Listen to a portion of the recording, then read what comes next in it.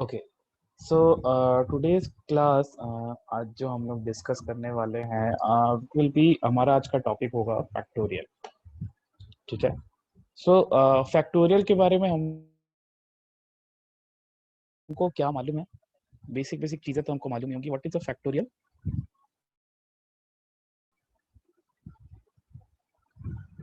Factorial में हम लोग क्या करते हैं? अगर मैं आपको बोलता हूँ 5 फैक्टोरियल, तो आप क्या करेंगे? आप 5 से मल्टीप्लाई करना स्टार्ट करेंगे एंड 1 तक मल्टीप्लाई करते चले जाएंगे। तो कोई भी आपको अगर n फैक्टोरियल लिखना है तो आप n से मल्टीप्लाई करना स्टार्ट करेंगे, n, n-1, n-2 and so on, आप 1 तक चले जाएंगे, वो आपका फैक्टोरियल हो जाएगा। ठीक है। So what we will discuss hearing, हम लोग यहाँ पे ये निकालेंगे कि आपका आप किसी भी चीज का कितना पावर आ रहा है एक फैक्टोरियल वैल्यू के अंदर, हम लोग उस चीज की वैल्यू कैलकुलेट कर सकते हैं। ठीक है। हम लोग एक फैक्टोरियल में किस चीज का कितना पावर आ रहा है आप कैलकुलेट कर सकते हैं। जैसे अगर मैं बोलूं कि मुझे आपको 100 फैक्टोरियल है, 100 फैक्टोरियल में आप मुझे ये बताओ 2 का मैक्सिमम पावर कितना आ सकता है। 100 फैक्टोरियल में 2 का मैक्सिमम पावर कितना आ सकता है। ठीक है, ज्यादा डिफिकल्ट नहीं है, बस एक छोटा सा फॉर्मूला आपको फॉलो करना है। दैट फॉर्मूला इज, जिस चीज का फैक्टोरियल ले रहे हो तो और जिसका वैल्यू निकाल रहे हो, तो 100/2 plus 100/2 square plus 100/2 cube plus 100/2 to the power of 4 and so and so on. का मतलब ये है कि आप इसको वहां तक लेके जाओगे जहां तक आपका न्यूमरेटर डिनोमिनेटर से बड़ा है, और आपको सिर्फ इस चीज का इंटीजर पार्ट ही कंसिडर करना है। यहाँ पे ग्रेटेस्ट इंटीजर फंक्शन बैठा देते हैं। इसका मतलब क्या हो गया? इसका मतलब ये हो गया कि यहाँ पे आपको सिर्फ इंटीजर पार्ट ही रखना है। तो सिर्फ इंटीजर पार्ट अगर रखना है तो यहाँ पे आ जाएगा 50 प्लस 25 प्लस 12.5 आएगा, सिर्फ इंटीजर पार्ट मतलब 12। नेक्स्ट वाले में आ जाएगा 6, नेक्स्ट वाले में आ जाएगा 3 एंड नेक्स्ट वाले में आ जाएगा 1। ठीक है। तो बेसिकली हम क्या करते चले गए, हम सीधा हाफ हाफ हाफ हाफ करते चले गए। तो आपको उस केस में आपको यहाँ पे 2 का मैक्सिमम पावर मिल जाएगा। What is the maximum power of 2? Maximum power of 2 कितना हो जाएगा? 75, 75 प्लस 12 87, 87 प्लस 6 93, 93 प्लस 4 97। मतलब 100 फैक्टोरियल में अगर आप 100 फैक्टोरियल का फैक्टराइजेशन करोगे तो आपको 2 का पावर उसमें 97 मिलेगा। ठीक है। तो सिमिलरली आप यहाँ पे 3 to the power of maximum निकाल सकते हैं। 3 का मैक्सिमम पावर कितना हो जाएगा?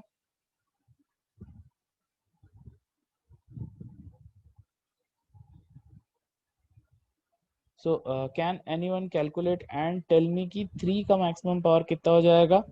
तो वहां पे क्या कर रहे थे? 2 से डिवाइड कर रहे थे, तो यहाँ पे किससे डिवाइड करेंगे? 3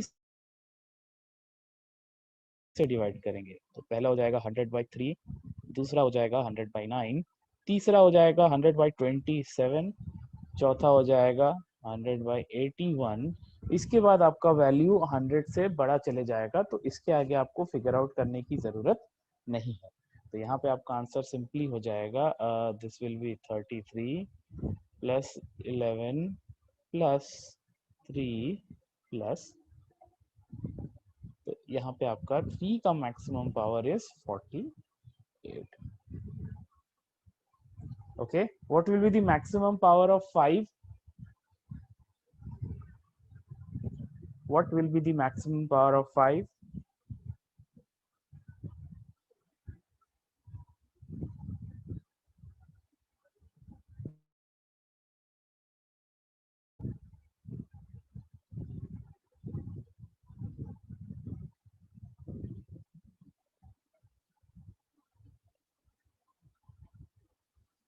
कुछ नहीं करना है आपको, बस इतना करना है, आपको जिसके फैक्टोरियल में निकालना है जिसके फैक्टोरियल में आपको निकालना है उसको आप 3 से डिवाइड करो, फिर 3 स्क्वायर से डिवाइड करो, फिर 3 क्यूब से डिवाइड करो, फिर उसके बाद 3 टू द पावर ऑफ 4 से डिवाइड करो एंड सो ऑन।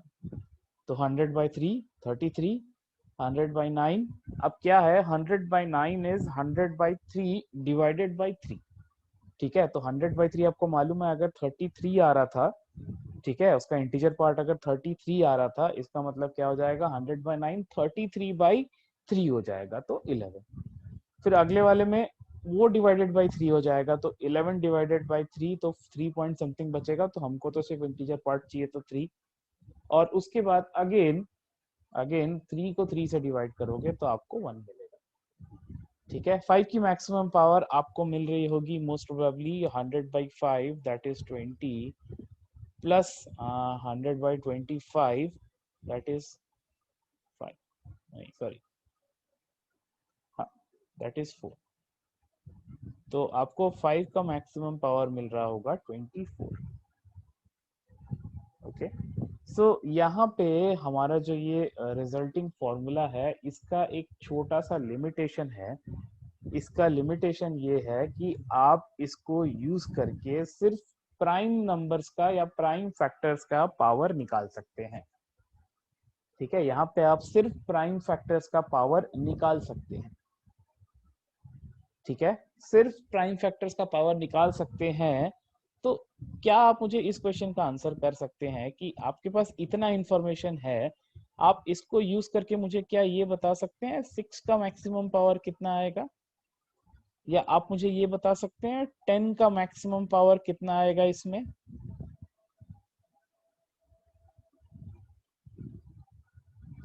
सिक्स का मैक्सिमम पावर आप सोच के देखो, आपको 6 के लिए क्या चाहिए? आपको 6 के लिए एक 2 चाहिए और एक 3 चाहिए। आप जितना ज्यादा 2 और 3 का पेयरिंग कर सकोगे 6 का पावर उतना ही ज्यादा होगा। सो आपके पास 2 तो 97 है, लेकिन आपके पास 3 जो है दैट इज 48। तो इसका मतलब क्या हो गया कि आप 48 ही पेयर बना सकते हो एंड हेंस 6 का maximum power will B 40। Similarly 10 का मैक्सिमम पावर में भी आपको यही चीज करनी है कि आपको 5 और 2 को क्लब करना है। अब 5 और 2 को अगर आपको क्लब करना है तो जितना 2 है उतना 5 होना चाहिए। आपके पास 24 5 है और आपके पास 97 2 है। इसका मतलब यही हो गया कि आप यहाँ पे भी जो पेयरिंग कर सकते हैं वो 24 नंबर्स का ही कर सकते हैं। ठीक है, can you tell me what will be the maximum power of 12? अच्छा, इसको एक और चीज बोलते हैं। ये आपको एक और तरीके से पूछा जा सकता है। इसमें आपसे पूछता है what are the number of trailing zeros, what are the number of trailing zeros in 100 factorial. Trailing zeros का मतलब ये होता है कि लास्ट नॉन जीरो डिजिट के बाद आपके पास कितने नंबर ऑफ जीरोस हो जाएंगे। तो लास्ट नॉन जीरो डिजिट के बाद अगर आपके पास 24 ट्रेलिंग जीरोस हो जाएंगे। ठीक है, अच्छा एक और चीज का ध्यान रखेंगे, अगर आपके पास सपोज लास्ट के 5 डिजिट 0 0 1 0 0 है, ठीक है, सपोज करते हैं आपका नंबर है 1 0 0 1 0 0, how many trailing zeros are there in this number? How many trailing zeros are there in this number? There are only 2 trailing zeros, क्योंकि लास्ट नॉन जीरो डिजिट के बाद आपके पास कितने जीरोस हैं? आपके पास 2 जीरो हैं। तो हमेशा इस चीज का ध्यान रखेंगे कि ट्रेलिंग जीरोस जो है आपका हमेशा लास्ट नॉन डिजिट के बाद वाले ही हों। ठीक है,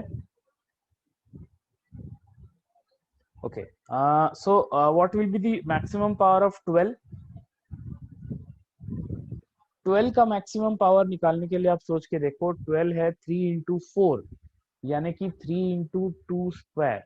अब आपके पास 2 स्क्वायर लेने हैं, आपको 2 स्क्वायर का पेयरिंग बनाना है, तो 2 स्क्वायर का पेयरिंग कितना हो जाएगा? 2 स्क्वायर आपके पास हो जाएगा 97 2 है, तो 97 में आप 96 डिवाइडेड बाई 2 48 पेयरिंग ही कर सकते हैं।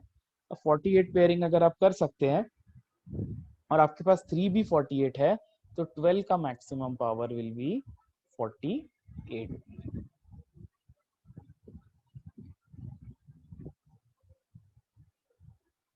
ओके, सो इतनी चीज सबको क्लियर हुई? शीट पे चले, क्वेश्चन करे शीट से।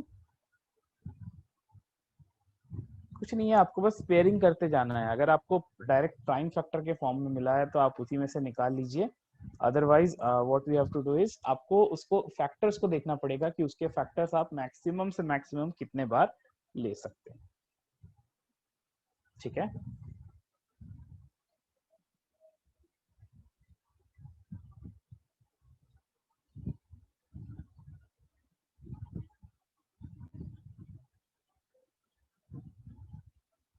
Okay, this is the very first question, इसको ट्राई करेंगे पहले।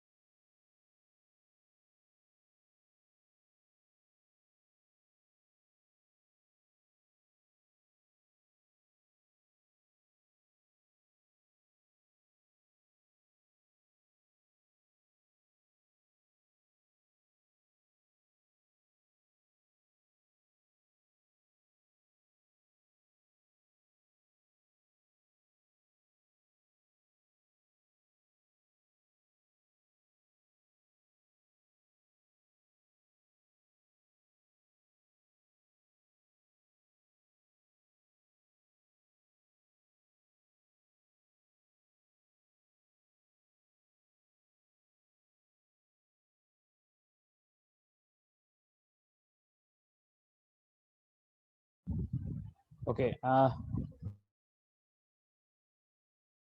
आंसर्स अगर आप देखेंगे तो यहाँ पे आपका पहले वाले का आंसर विल बी कितना हो जाएगा इस केस में, what is the highest power of 2, तो ये हो जाएगा 150/2 यानी कि 75 प्लस इसका हाफ करोगे तो 37, इसका हाफ करोगे तो 18, इसका हाफ करोगे तो 9, इसका हाफ करोगे तो 4 plus 2 plus 1।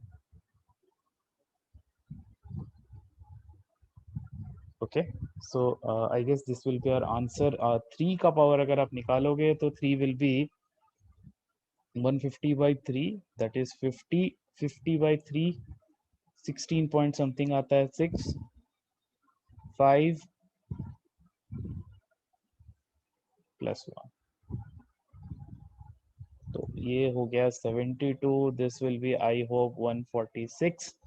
Highest power of 6 obviously 372 है, तो ये भी 72 होगा। ठीक है, what is the highest power of 48? 48 मतलब 48 मतलब मेरा नंबर क्या हो जाएगा, my number will be 2 cube.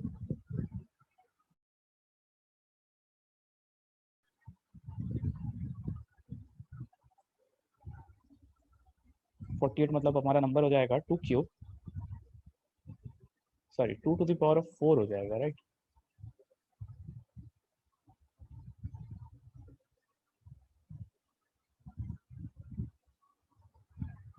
ठीक है, अब आप देखो 2 टू द पावर ऑफ 4 आप कितना बना सकते हो, 2 टू द पावर ऑफ 4 आप बना सकते हो 146/4।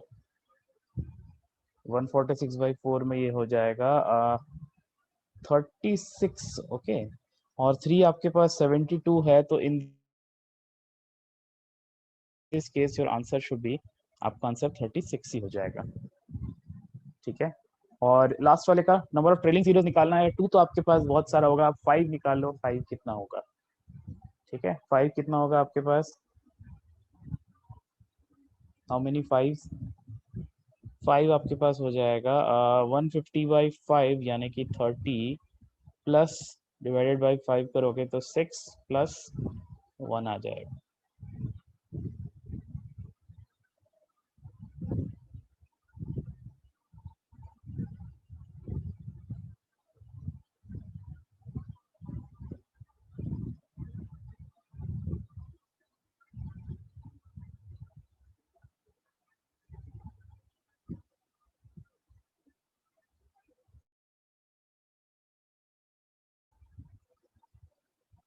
ओके, सो आंसर सबको क्लियर हुआ?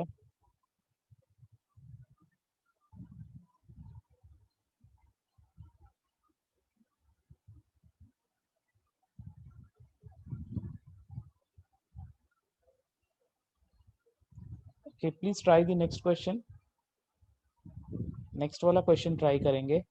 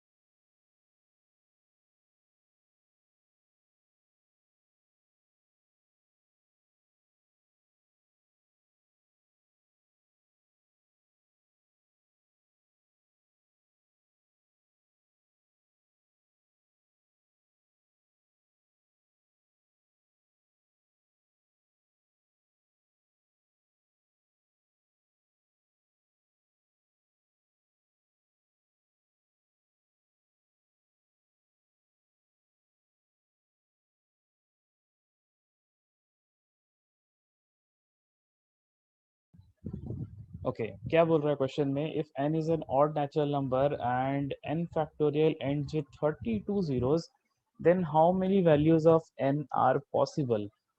सो यहाँ पे सबसे पहले आपको ये फिगर आउट करना पड़ेगा कि 32 जीरो कौन से केस में किस नंबर के आते हैं, किस नंबर के फैक्टोरियल में।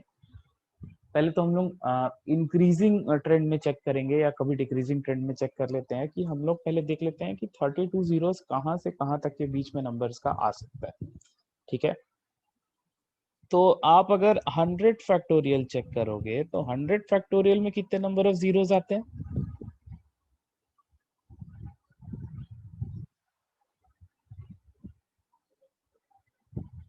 100 फैक्टोरियल में कितने नंबर ऑफ जीरोस आते हैं? 100/5 प्लस 100/25, यानी कि 100 फैक्टोरियल में आप नंबर ऑफ जीरोस आपके पास है 24। तो जो भी आपका आंसर होगा वो 100 से तो ज्यादा ही होगा, जो नंबर होगा आपका वो 100 से ज्यादा ही होगा। अब एक काम करते हैं, हम लोग 150 फैक्टोरियल लेते हैं। 150 फैक्टोरियल में नंबर ऑफ जीरोस कितने हो जाएंगे?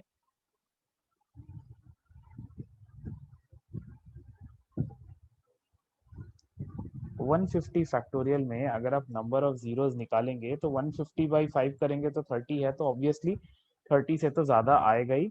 तो हम लोग एक काम करते हैं, 150 तक नहीं जाते हैं, 150 तक हमको जाने की जरूरत नहीं पड़ेगी। ठीक है, let us meet somewhere midway. एक काम करते हैं, 125 फैक्टोरियल निकाल के बताएंगे कितना आ रहा है, उसमें नंबर ऑफ जीरोस कितना आएगा। 100/25, 100/5 25 प्लस 100/25 प्लस 4 कितना हो गया? 100/5 इज 20। ठीक है, 100/25 इज 4, नहीं सॉरी, 125/5 इज 25, 25 प्लस 5 30, और इसमें नंबर ऑफ जीरोस होगा 31। So we are getting somewhere, हमारे पास 125 फैक्टोरियल में 31 जीरोस है। सो अगर मैं यहाँ पे 125 को 126 कर दूं तो भी बहुत ज्यादा कुछ फर्क नहीं पड़ेगा, number of zeros will remain constant to 31। अब यहाँ से अगर मैं 127 फैक्टोरियल की वैल्यू निकालूं, यहाँ पे भी number of zeros will B 31। Similarly आप अगर 128 फैक्टोरियल निकाले, आप 129 फैक्टोरियल निकाले, दोनों केस में the number of zeros will B 31 only. But क्या होगा जब थिंग्स विल चेंज, जब आप 130 का फैक्टोरियल निकालेंगे। So how many zeros will be there in 130 factorial? 130/5, this will be 26, plus 130/25, 26 plus 5 plus 1, तो यहाँ पे हो जाएगा 32 जीरोस। सिमिलरली 131 फैक्टोरियल में भी सेम चीज होगी, 132 फैक्टोरियल में भी सेम चीज होगी, 133 फैक्टोरियल में भी सेम चीज होगी, एंड 134 फैक्टोरियल में भी सेम चीज होगी। बट जैसे ही आप 135 फैक्टोरियल निकालेंगे, एक जीरो वापस से बढ़ जाएगा। So there are in total 5 numbers, there are in total 5 numbers जिनके फैक्टोरियल में 32 जीरोस आता है। एंड अगर मुझे सिर्फ ऑड वैल्यूज पूछ रहा है तो there are only 2 possible values जिसमें आपका 32 जीरोस आता है, जिनके फैक्टोरियल में आपको 32 जीरोस मिलता है। So in this case your answer is option number 1, that is.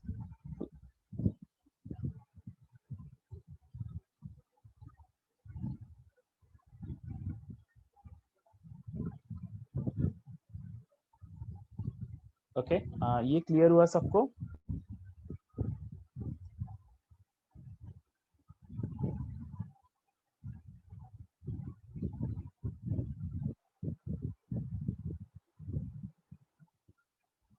Is this thing clear to everyone?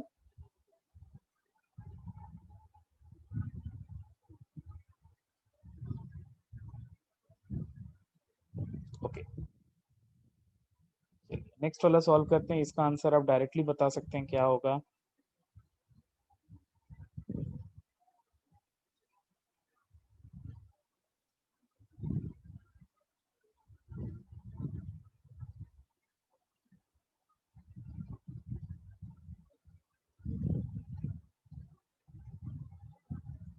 what will be the answer in this case?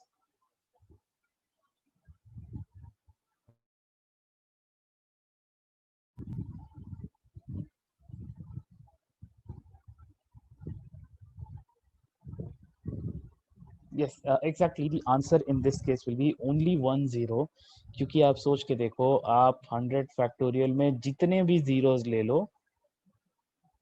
अगर आप उसमें 10 ऐड कर दोगे, अगर आप उसमें 10 ऐड कर दोगे तो लास्ट में आपके पास 10 बचेगा, और 10 बचा मतलब आपका ट्रेलिंग जीरो सिर्फ एक ही वैल्यू है.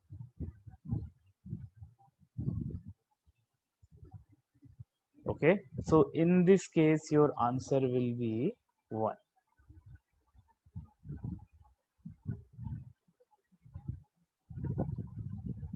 Okay, is it clear why the answer will be 1 and not 24? 24 होता अगर सिर्फ आपका 100 फैक्टोरियल होता. ठीक है, अगर 100 फैक्टोरियल में आप 10 ऐड कर दो तो there will be only one trailing zero, और अगर आप इसमें 100 ऐड कर दो तो there will be only two trailing zeros. Okay, चल, let us move forward to the next question. क्या बोल रहा है इस क्वेश्चन में? Please try this question.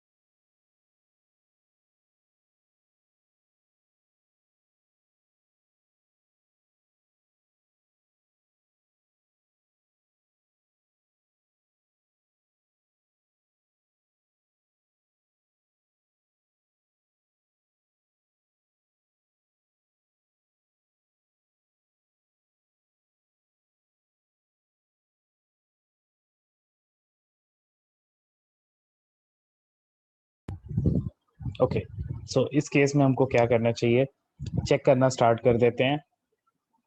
क्या क्या हो जाएगा, सबसे पहला केस हो जाएगा जब आप वैल्यू 3 रखेंगे तो 2 फैक्टोरियल 3 से डिवाइड नहीं होता है, 3 फैक्टोरियल 4 से डिवाइड नहीं होता है, 4 फैक्टोरियल भी 5 से डिवाइड नहीं होता है, 5 फैक्टोरियल बाई 6 आपके क्राइटेरिया को सेटिस्फाई नहीं करेगा, 6 फैक्टोरियल बाई 7 आपके क्राइटेरिया को सेटिस्फाई करेगा, 7 फैक्टोरियल बाई 8 अगेन आपके क्राइटेरिया को सेटिस्फाई नहीं करेगा, 8 फैक्टोरियल बाई 9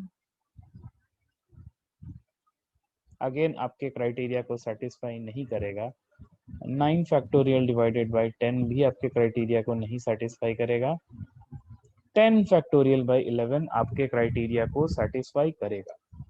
तो एक कॉमन कंक्लूजन निकाल सकते हैं क्या कि आप किस तरीके की नंबर खोज रहे हैं, what is the common conclusion कि आप किस तरीके के नंबर्स खोज रहे हैं, एक्सेप्ट दिस वन, इसको छोड़ दो, इसको छोड़ दो तो आपके पास नंबर क्या क्या आ जा रहे हैं, 3 5 7 11, नेक्स्ट नंबर आ जाएगा 13, ये कौन सी सीरीज है,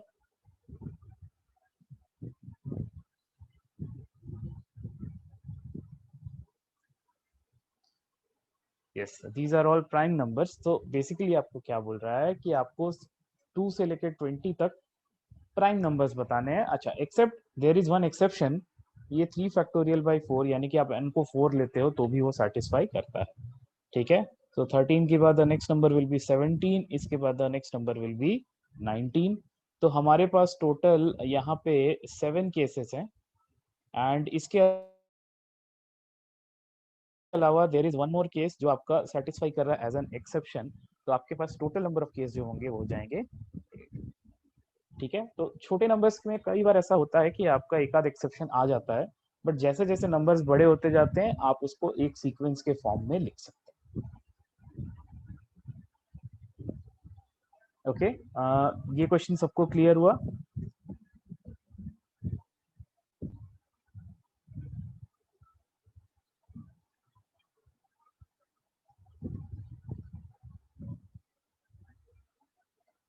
ठीक है, चलो let us move on to the next question. This is more of a logical choice of question, इसका आंसर बता सकते हैं?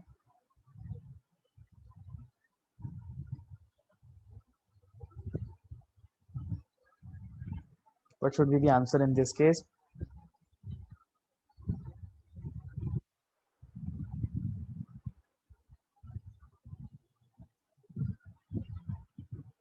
सोच के देखो, परफेक्ट स्क्वायर कब कब मिलेगा, कब मिल रहा है परफेक्ट स्क्वायर, जब आप 1 फैक्टोरियल लेते हैं तो आपको 1 मिलता है, that is a perfect square, 2 factorial 2, 3 factorial 6, 4 factorial 24, 5 factorial 120, जैसे जैसे नंबर बड़ा होते जाएगा वो आपका सेटिस्फाई नहीं करेगा, ठीक है। बट यहाँ पे एक छोटा सा कैच और है, can you tell me what is the value of 0 factorial? 0 factorial का वैल्यू क्या होता है? 0 फैक्टोरियल का वैल्यू भी 1 होता है। अगर 0 फैक्टोरियल का वैल्यू 1 होता है तो इस केस में मेरा आंसर कितना हो जाएगा, इस केस में मेरा आंसर हो जाएगा, ठीक है। आपको बस ये बोल रहा है कि n factorial should be a perfect square. अब आप n को 1 रखो या n को 0 रखो, दोनों केस में आपको फैक्टोरियल की वैल्यू 1 ही मिलती है, एंड हेंस इस केस में आपका आंसर हो जाएगा 2, ठीक है। ओके, चलो आगे बढ़ते हैं, please try this question.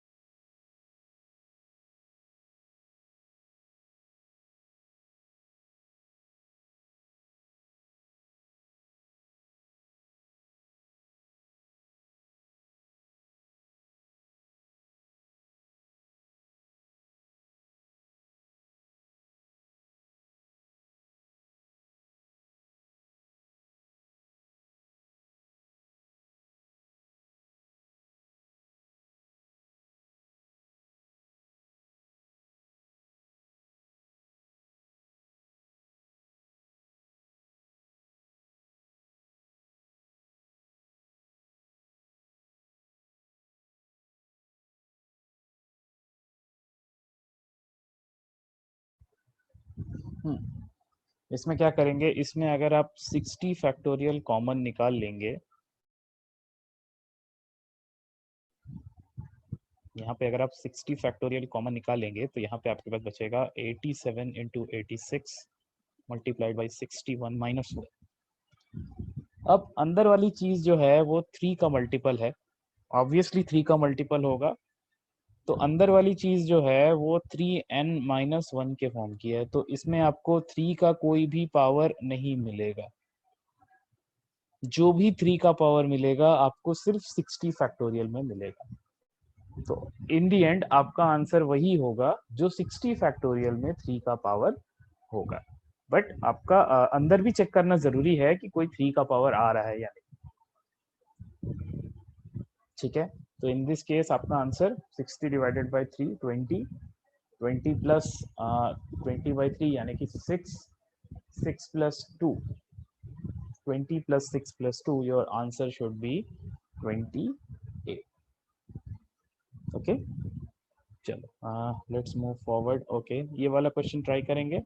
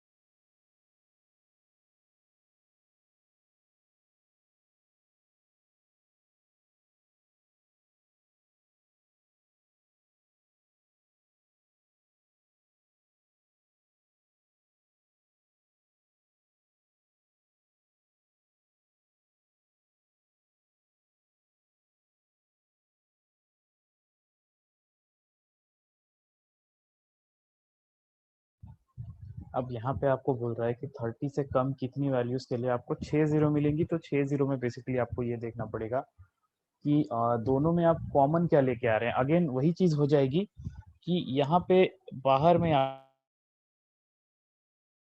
Pass x factorial होगा और ब्रैकेट के अंदर में आपके पास 50 इंटू 49 अप टू x+1 रहेगा, तो उसको हम लोग लिख लेते हैं 5n-1। तो यहाँ पे आपको 5 का तो कोई पावर नहीं मिलेगा, जो भी 5 का पावर मिलेगा आपको x फैक्टोरियल में मिलेगा। ठीक है, तो 6 कब कब आता है? आई गेस 25 में, 25 में 6 आता है। तो 25 में आएगा तो 26 में भी आएगा, 27 में भी आएगा, 28 में भी आएगा, एंड 29 में आएगा। 30 में जाके वो एक वैल्यू बढ़ जाएगी। 30 में जाने के बाद वो 7 हो जाएगा। ठीक है, तो there are 5 values which satisfies the given criteria. Okay, so आगे बढ़ते हैं। I guess we can drop this question, no problems with that.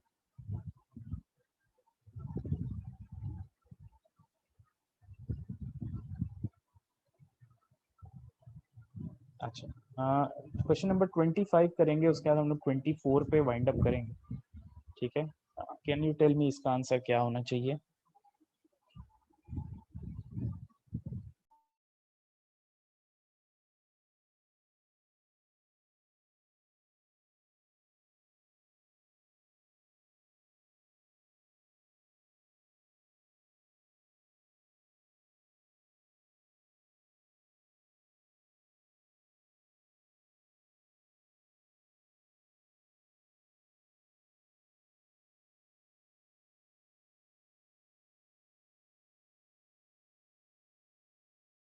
अब यहाँ पे भी आप सोच के देखोगे कि ए इक्वल टू बी बोल रहा है आपको, तो यहाँ पे भी आपके पास कितनी पॉसिबिलिटीज हो सकती है? A factorial plus one is equal to B factorial plus one का होल फैक्टोरियल, और ए और बी इक्वल है। There are two possible values. Again आप यहाँ पे ए और बी की जगह 0,0 रख सकते हैं, अगेन ए और बी की जगह 1,1 रख सकते हैं। तो 0 factorial plus one is equal to 2 is equal to 0 factorial is 1, तो 1 प्लस 1 का फैक्टोरियल, तो वो भी 2 ही आएगा। सिमिलरली यहाँ पे भी सेम चीज हो रही होगी, बस 0 फैक्टोरियल की जगह 1 फैक्टोरियल आ रहा होगा। तो यहाँ पे there are two pairs possible, that is either 0,0 और 1,1। ठीक है, अगर a इक्वल टू बी वाला कंडीशन नहीं देता तो यहाँ पे 4 पॉसिबल वैल्यूज हो जाती, 0 0 1 1 1 0 0 1। अब जहां आपको ये बोल दिया कि a और b इक्वल है, तो इसका ये मतलब है कि there are only 2 possible values. Okay, ये सबको क्लियर हुआ?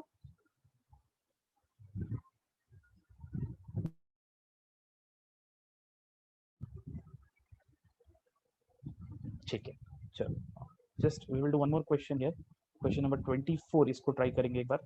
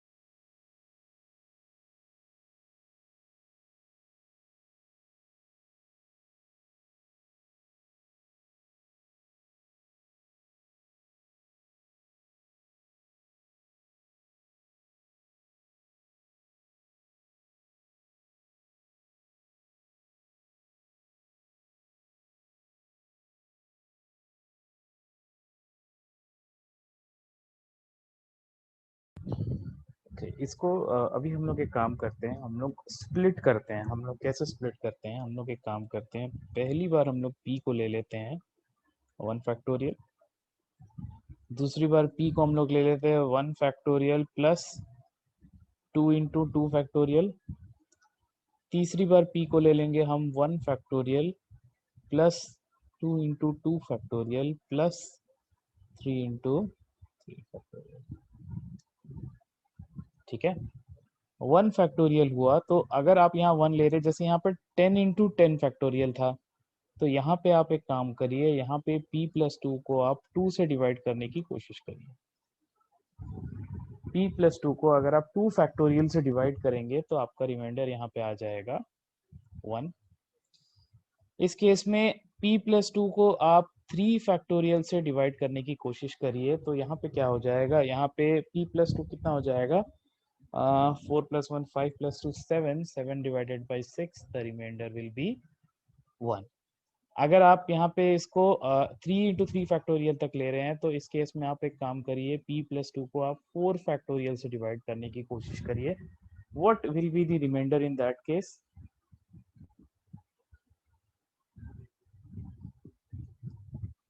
what will be the remainder in that case?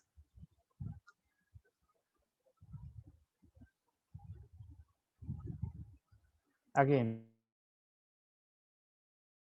the same answer, इस केस में भी रिमाइंडर 1 ही आएगा। तो हेंस मैं यहाँ पे क्या बोल सकता हूँ, उसी क्राइटेरिया उसी कंडीशन को मैं फुलफिल करता हुआ चला जाऊं।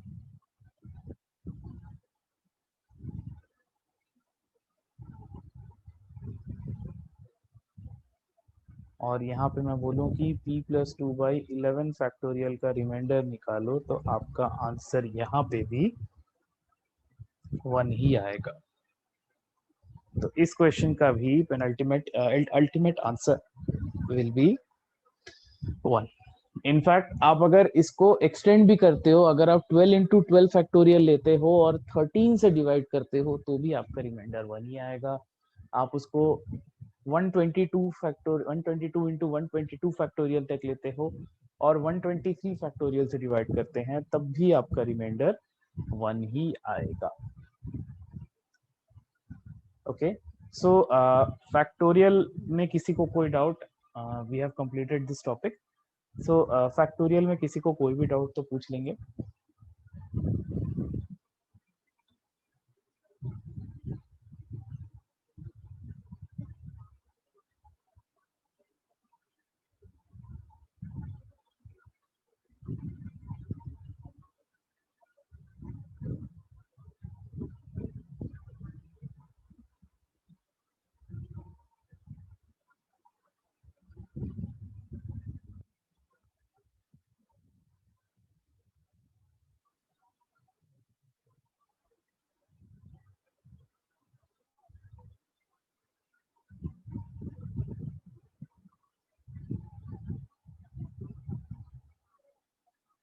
ओके, सो इसको मैं यहीं पे वाइंड अप करता हूँ।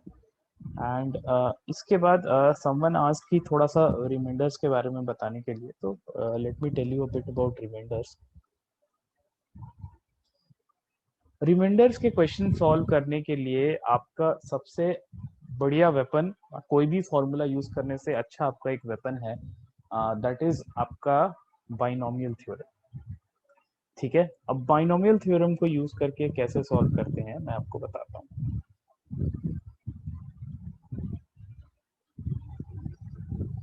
आपको पूरा बाइनोमियल थ्योरम यूज करने की भी जरूरत नहीं है, आपको सिर्फ उसके लास्ट टर्म से मतलब है।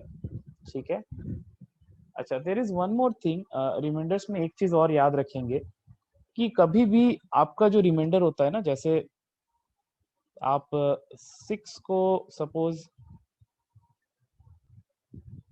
7 से डिवाइड करते हैं, तो आपको रिमाइंडर यहाँ पे 6 मिलता है, या फिर आप यहाँ पे एक नेगेटिव रिमाइंडर लिख सकते हैं। नेगेटिव रिमाइंडर यहाँ पे होगा -1। ठीक है, so what is a negative reminder? Negative reminder क्या होता है?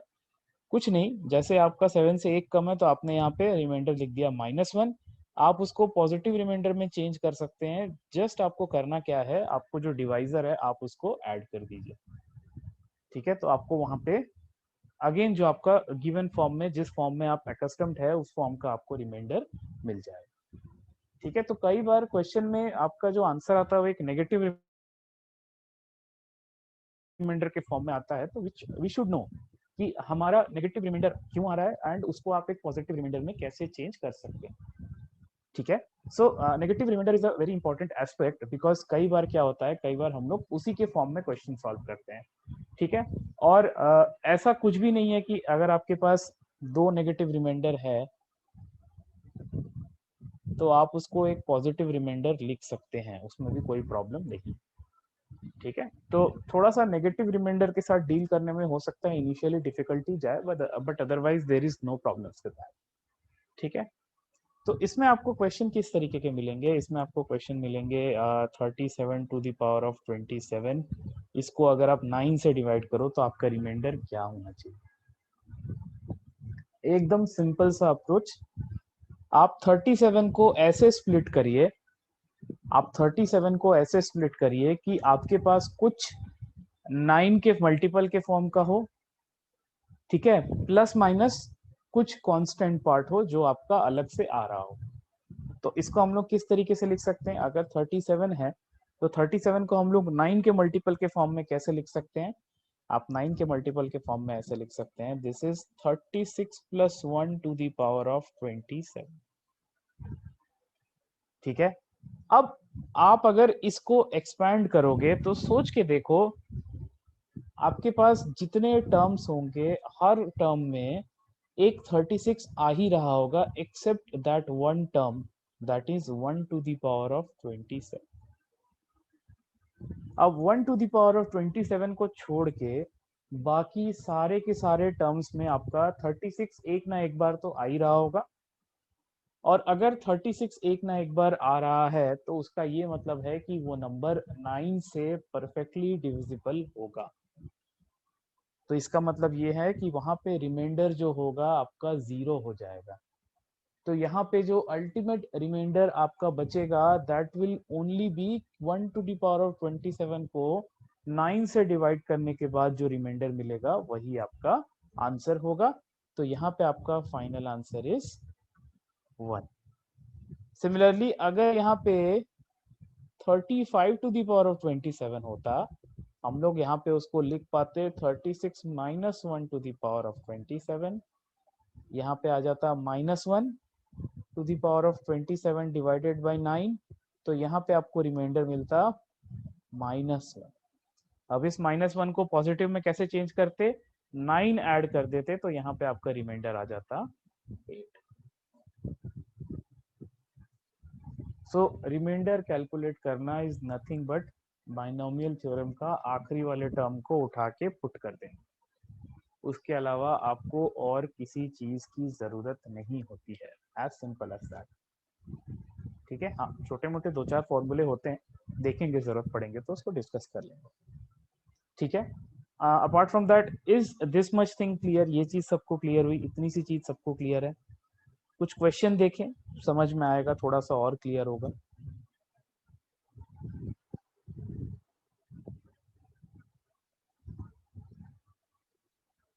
ओके यहाँ पे आपको पूरा बाइनोमियल लिखने का जरूरत नहीं है, आपको यहाँ पे I can promise you that every time you solve this type of question आपको हमेशा सिर्फ लास्ट टर्म का ही जरूरत पड़ेगा, और लास्ट टर्म हमेशा इसका जैसे 1 टू द पावर ऑफ 27 है तो अगर 2 रहेगा तो 2 टू द पावर ऑफ 27 होगा, 5 रहेगा तो 5 टू द पावर ऑफ 27 रहेगा, बस वैसे कुछ। ठीक है, is this much thing clear, ये सबको क्लियर हुआ इतना।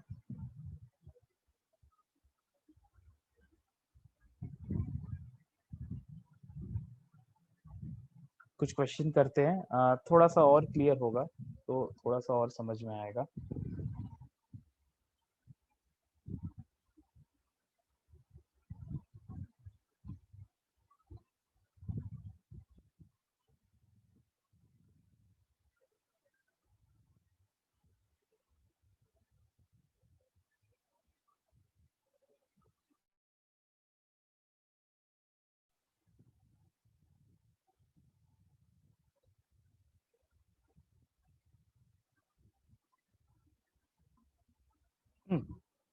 So this is our very first question, किसको कैसे सॉल्व करें, क्या करना चाहिए इस केस में। 37 को क्या लिखें कि आपका पर्पस फुलफिल हो जाए।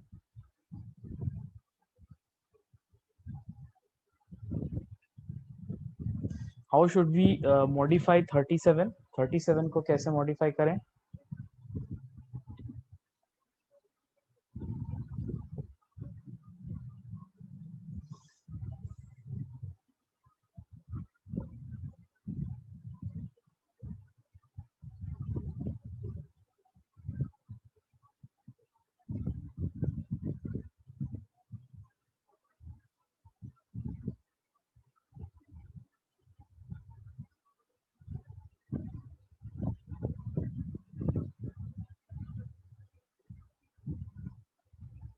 हाउ कैन वी राइट 37, 37 को कैसे लिखने से आपका आंसर आ जाएगा इस केस में। 37 को आप यहाँ पे लिख दीजिए, आपको 19 से डिवाइड करना है, 19 से डिवाइड करना है, तो यहाँ पे इसको कर दीजिए 38 minus 1 to the power of 47, as simple as that. ठीक है, तो अब इसके बाद क्या हो जाएगा, ये 38, जितने भी जगह 38 आएगा आपका सारा का सारा कैंसिल आउट हो जाएगा, लास्ट में आपके पास सिर्फ बचेगा -1 टू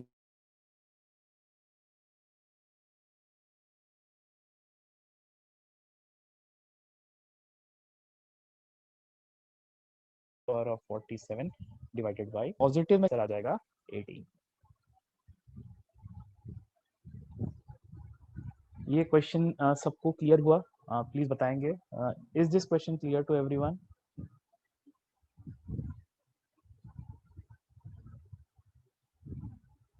एवरीवन, सबको समझ में आया ये क्वेश्चन। ओके, चलो धीरे से आगे बढ़ते हैं। This is the next question, इसका आंसर बताएंगे।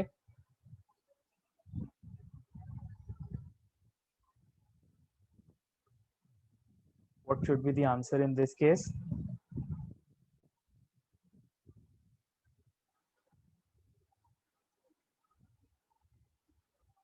इस केस में क्या हो जाएगा, इस केस में 26 माइनस 1 करेंगे, 26 माइनस 1, तो -1 टू द पावर ऑफ 1000 आएगा यहाँ पे, तो -1 to the power of 1000 is +1, so the remainder in this case will be +1.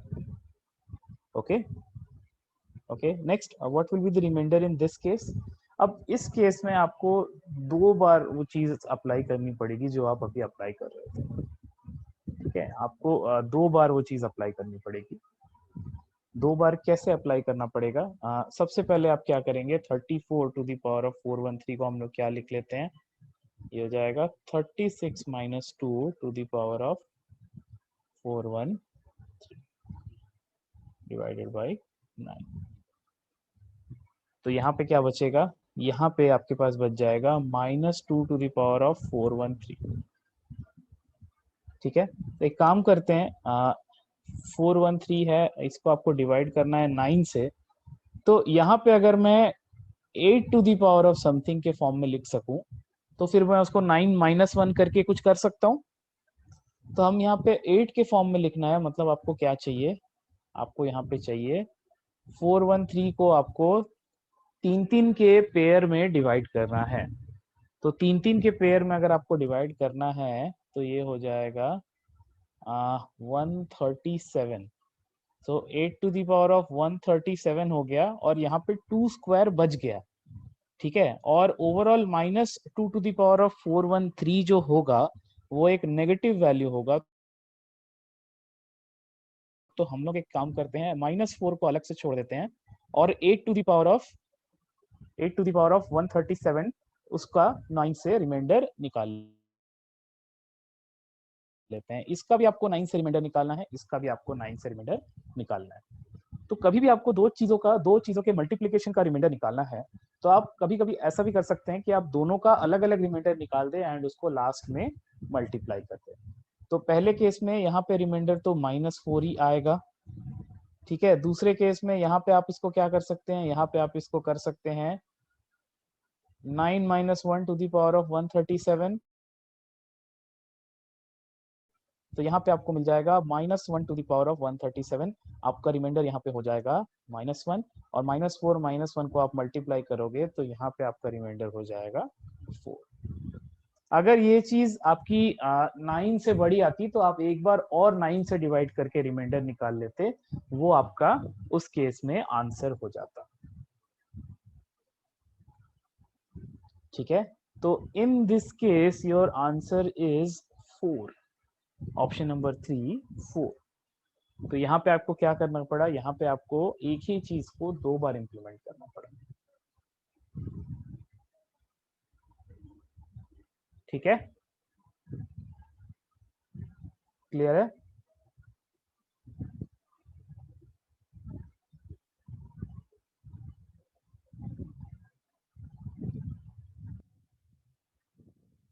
सबको ये वाला पार्ट क्लियर हुआ?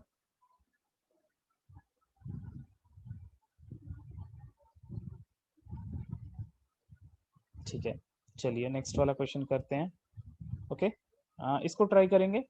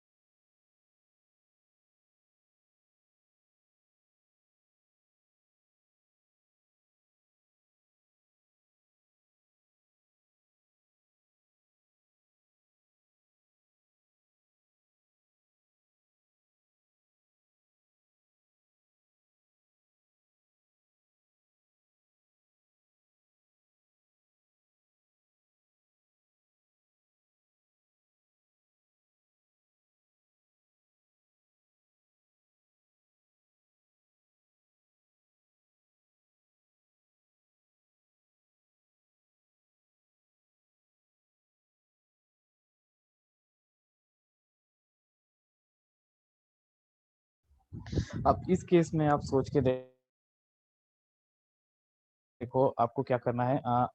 आपको यहाँ पे 15 to the power of 23 and 23 to the power of 23, इन दोनों को 19 से डिवाइड करना है। 15 टू द पावर ऑफ 23 में आपका रिमाइंडर आ जाएगा -4 टू द पावर ऑफ 23, और 23 टू द पावर ऑफ 23 में आपका रिमाइंडर आ जाएगा +4 टू द पावर ऑफ 23।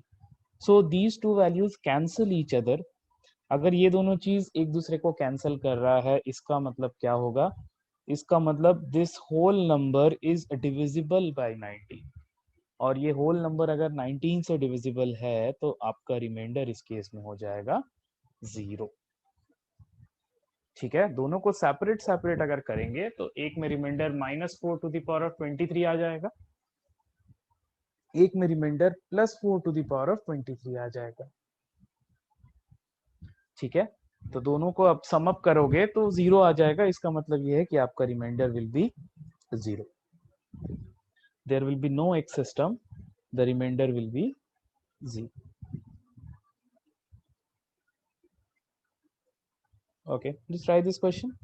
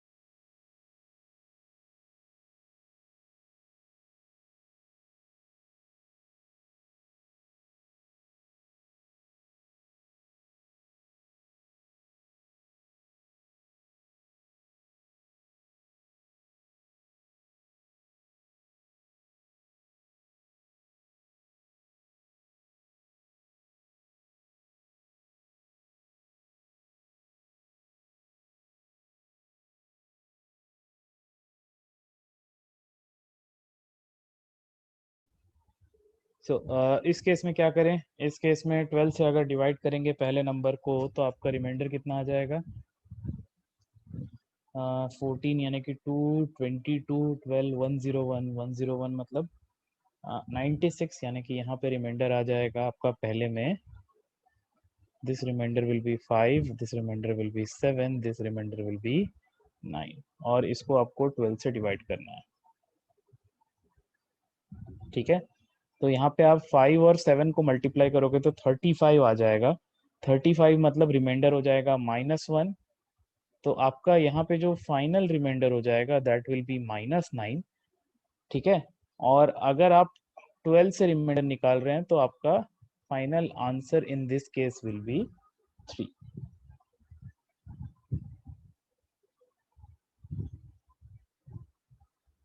ठीक है, यहाँ पे हमने कैसे किया, 5 इंटू 7 था, 5 इंटू 7 में कितना हो जाएगा आपका 35 हो जाएगा। 35 को 12 से डिवाइड करने पे रिमाइंडर आपका आ जाएगा -1, -1 को 9 से मल्टीप्लाई करेगा -9, 12 से डिवाइड करने पे रिमाइंडर हो जाएगा -9, और अगर आपको पॉजिटिव वैल्यू निकालनी है तो -9 + 12 में ये आपका आ जाएगा +3।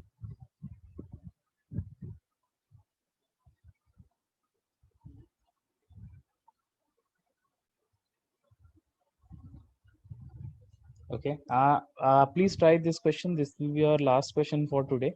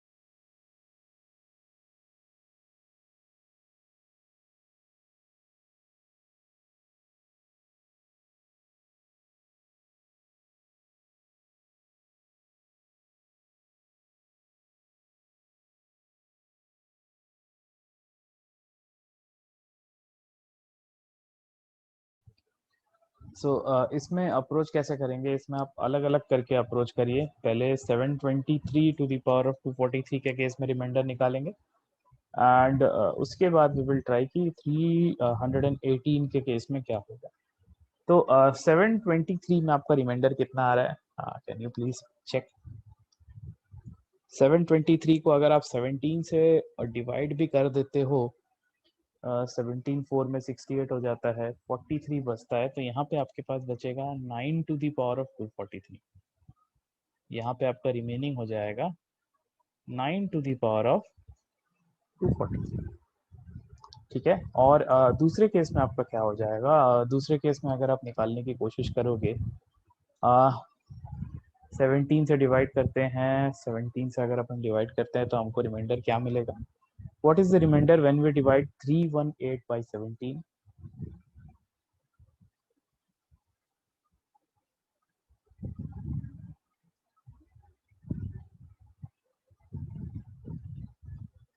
Hmm, 17 8 में आता है 56 136। ओके ओके, ठीक है।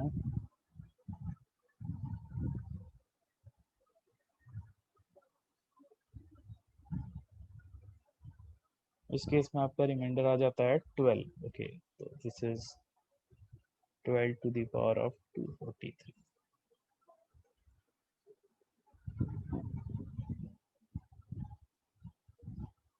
डिवाइड करना है 17 से, तो 17 के क्लोज बाय हम लोग को वैल्यूज चेक करनी पड़ेगी।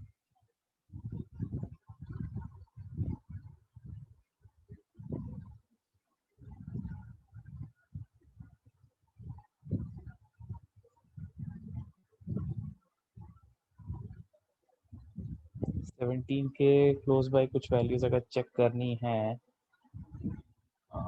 इसको कैसे करें।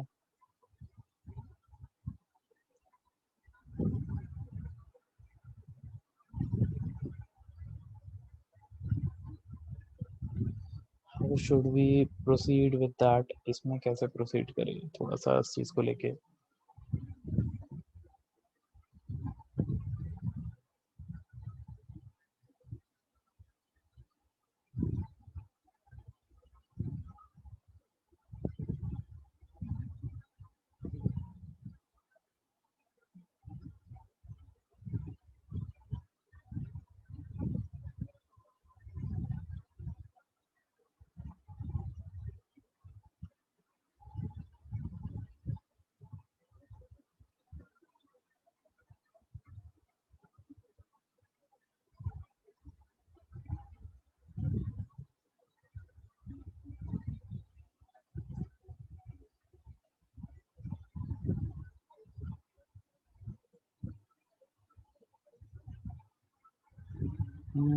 यहाँ पे एक काम करते हैं, एक बार इसको रिवर्स करके ट्राई करते हैं। रिवर्स करके कैसे ट्राई करेंगे, इसको हम लोग ले लेते हैं -8 to the power of 243 plus -5, इसको ले लेते हैं -5 to the power of 243।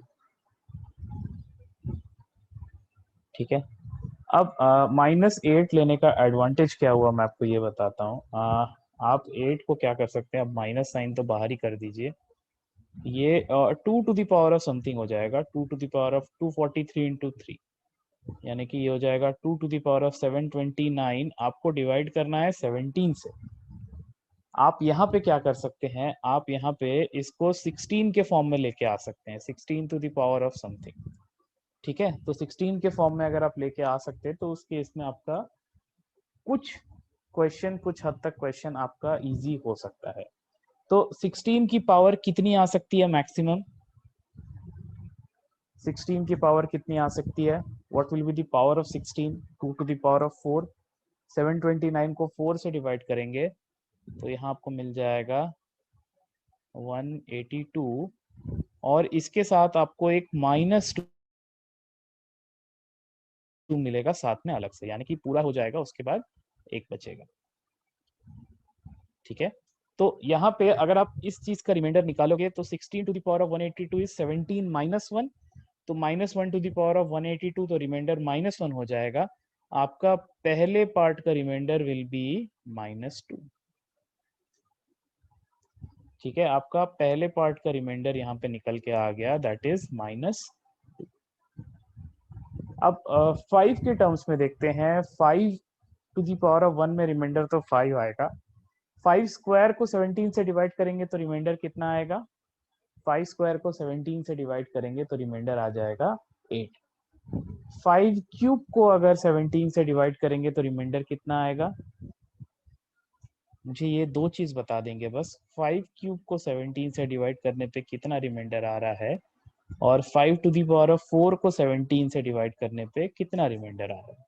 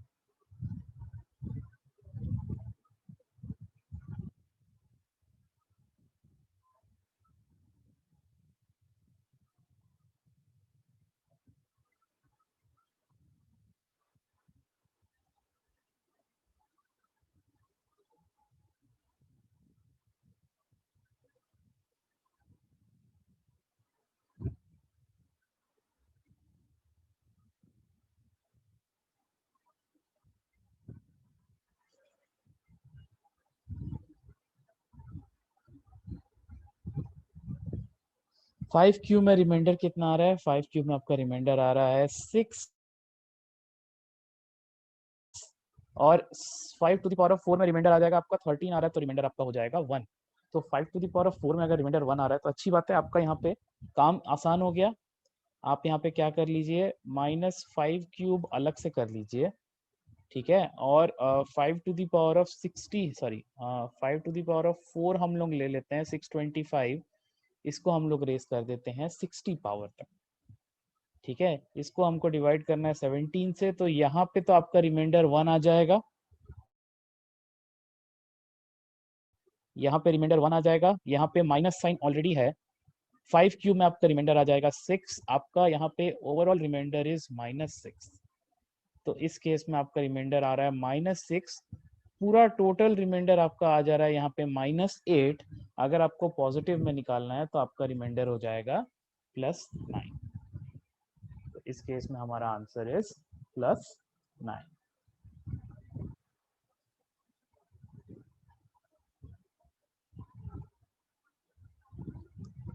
Okay, so is it clear? ये सबको समझ में आया?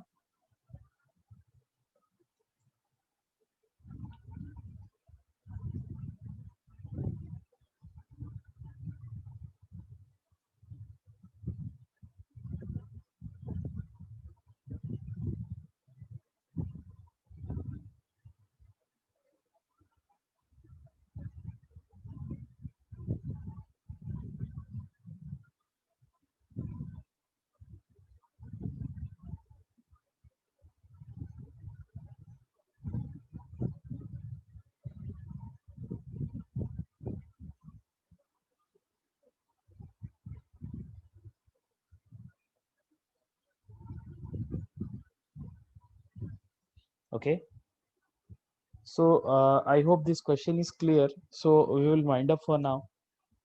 नेक्स्ट क्लास में हो सकेगा तो इसको कंटिन्यू करेंगे, इसको वाइंड अप कर लेंगे, एक बार में खत्म हो जाएगा तो we will be done with the course. Okay, so if you have any doubt please पूछ लेंगे, otherwise that's all for today, we will continue in the next class.